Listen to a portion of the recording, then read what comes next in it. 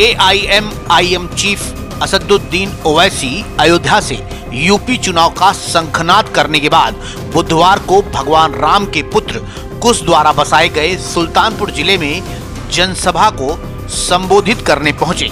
शहर से 10 किलोमीटर दूर ओदरा गांव में उन्होंने 52 मिनट तक आए हुए लोगों को संबोधित किया। ओवैसी ने कहा कि नरेंद्र मोदी 2 मर्तबा प्रधानमंत्री बने। उन्होंने सवाल करते हुए कहा, ओवैसी की वजह से फिर खुद ही जवाब दिया, अखिलेश और मायावती की नासमझी की वजह से। उन्होंने आगे कहा कि कहा जाता है ओवैसी लड़ेगा तो वोट काट देगा। ओवैसी ने सवाल करते हुए पूछा, सुल्तानपुर में आप सब ने अखिलेश यादव को झोली भरकर वोट दिया तो सूर्या यानी सूर्यभान सिंह बीजेपी विधायक कैसे जीत गया? 2019 में प्रधानमंत्री के चुनाव में सुल्तानपुर से बीजेपी कैसे जीती? ओवैसी तो चुनाव नहीं लड़ रहा था। ओवैसी ने कहा कि क्या अखिलेश यादव ने कहा कि हिंदू ने वोट नहीं किया इसलिए हारे?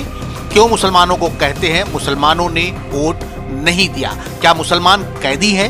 ओवैसी ने यह भी कहा कि 2 बार बीजेपी मुसलमानों के वोटों से नहीं जीती है। 2014 और 2019 में उसे सिर्फ 6% मुस्लिमों के ही वोट मिले हैं।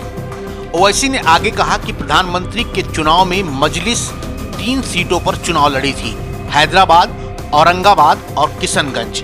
हमने हैदराबाद में बीजेपी को हराया, जबकि मोदी और अमित शाह आए थे हमें हराने, लेकिन उनकी दाल नहीं गली। उन्होंने नौजवानों से कहा, इससे फेसबुक नहीं फसाद बुक पर वीडियो डालना। औरंगाबाद में 21 साल से शिवसेना सांसद को मजलिस ने हराया। किशनगंज में हम हार जरूर गए, लेकिन लाखों वोट मिले। ओवैसी ने कहा कि जहां मैं लड़ता हूं वहां बीजेपी नहीं जीतती। वहीं यूपी सीएम योगी आदित्यनाथ पर तंज कसते हुए ओवैसी ने कहा कि मैं उन्हें बाबा कहता हूं। केंद्र सरकार ने इन्हें 116 करोड़ रुपए अल्पसंख्यकों के लिए उन्होंने केवल 10 करोड़ रुपए खर्च किए।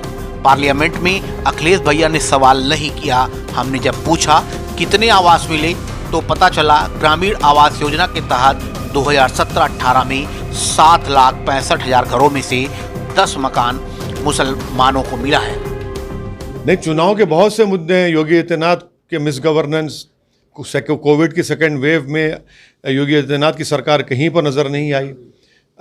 अनएम्प्लॉयमेंट नौजवानों का बहुत ज़्यादा बढ़ चुका है। गवर्नेंस नाम की चीज़ नहीं है। मुसलमान परेशान हैं। आए दिन लिंचिंग होता है। कानपुर का लेटेस्ट वाक़या है। मुस्लिम पॉलिटिकल लीडरशिप बिल्कुल ख़त्म होकर रह गई, है ही नहीं, कभी यहाँ थी नहीं। तो ये मुद्दे हैं और जो वंचित समाज है उन सब को साथ लेकर हम लोग आगे बढ़ रहे हैं। सपा विधायक इरफान सोलंकी ने छत्तीसगढ़ की तर्ज पर मांग रखी थी कि उत्तर प्रदेश की विधानसभा में नमाज के लिए जगह निश्चित की जाए, इसकी मांग की थी। इस पर आज सुल्तानपुर में बात करते हुए ओवैसी ने कहा कि इन जनाब को उत्तर प्रदेश के मुसलमानों को ये बताना चाहिए कि अखिलेश यादव के दौरे में मुजफ्फरनगर का जो कांड हुआ था, 50,000 मुसलमान अपना घर छोड़कर चले गए थे। कितने मुसलमान वापस गए अब तक? कितनी मस्जिदें वीरान पड़ी हैं वहां अब तक? इनको शर्म नहीं आती इस तरह की बात करते हुए। उन्होंने आगे कहा कि वो मस्जिदें जो वीरान पड़ी हैं, जाइए वहां नमाज पढ़िए। आज़ादी के बाद, बंटवारे के बाद इतनी बड़ी तादाद में मुसलमान बेघर हुए हैं, उसकी बात नहीं करेंगे। उन्होंने आगे कहा कि बाराबंकी में मस्जिद शहीद कर दी गई, उसकी बात नहीं करेंगे। सुल्तानपुर का सपा विधायक बीजेपी के वक्फ बोर्ड चेयरमैन का सपोर्ट करता है और समाजवादी पार्टी बाबरी मस्जिद के क्रिमिनल केस का जो जजमेंट आया है उसका वेलकम करते हैं। ये नाटक करते हैं, जनता देख नहीं रही है।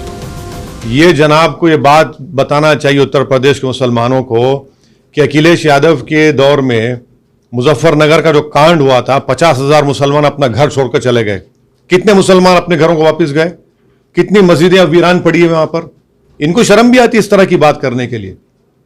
वो मस्जिदें जो वीरान पड़ी है मुजफ्फरनगर में, उसका बात करिए, जाइए नमाज पढ़िए आप वहां पर। आप विधानसभा में नमाज की बात कर रहे हैं। वो जो कांड के बाद, आज़ादी के बाद, पार्टीशन के बाद इतनी बड़ी तादाद में मुसलमान बेघर हुए, उसकी बात नहीं करेंगे। बाराबंकी में मस्जिद शहीद कर दिए, जाइए बात करिए बाराबंकी की।